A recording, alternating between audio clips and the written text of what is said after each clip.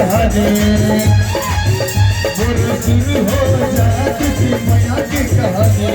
देखो तो मोर गति तेरा शुरू हो जा किसी माया की कहानी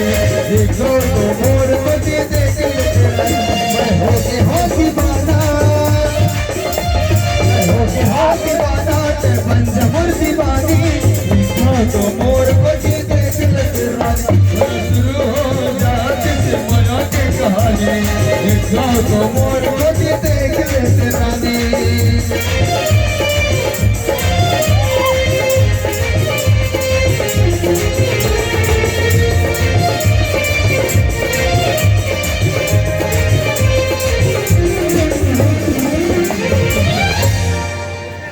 देखो तो ये बगीचा कितना सुंदर दिखाई